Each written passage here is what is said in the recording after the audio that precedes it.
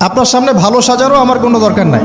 আমরা যারা ইন্টারনেটে ঢুকেছি একবার দুইবারও, জীবনে কখনো তারা কেউই চোখের পাপ থেকে বাঁচতে পারে নাই। তার ভালো সাজার তো প্রয়োজন নাই, আল্লাহর কাছে ইস্তেগফার করার দরকার, আল্লাহ মাফ করে দেন।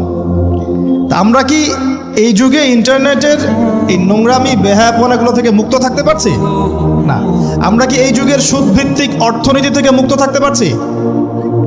আমাদের যুব সমাজ কি এই যে টিকটক বলেন, পাবজি বলেন, ফ্রি ফায়ার বলেন, মাদক বলেন, কিশোর গ্যাং বলেন, এগুলোর ফেতনা থেকে তারা কি মুক্ত? আমাদের মেয়েরা কি ফেমিনিস্ট রেভলিউশনের ফেতনা থেকে মুক্ত? আমাদের মেয়েরা কি বেপরদামির ফেতনা থেকে মুক্ত? যুবক যুবতীরা কি হারাম অ্যাফেয়ার্সের ফেতনা থেকে মুক্ত? পরিবারগুলো কি পারিবারিক কলহ থেকে মুক্ত?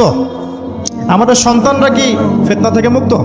আমাদের প্রত্যেকটা খাবার কি বিশুদ্ধ, পরিশুদ্ধ না করাপ্টেড? আমাদের বিশ্বের পুরো পলিটিক্যাল সিস্টেমটা কি আল্লাহ পাকের আইন দ্বারা চলছে? আমাদের পুরো মুসলিম উম্মার প্রত্যেকটা জাতি আজকে কি কুফফারদের নির্যাতনের ফেতনা থেকে মুক্ত? তো আমরা যদি এই ফেতনাগুলো থেকে মুক্ত হতে না পারি, কিভাবে দাজ্জালের ফেতনা থেকে আমরা বাঁচতে পারি? আমি কি বুঝাতে পারছি দাজ্জালের ফেতনা কত বড়? বুঝতে পারছেন?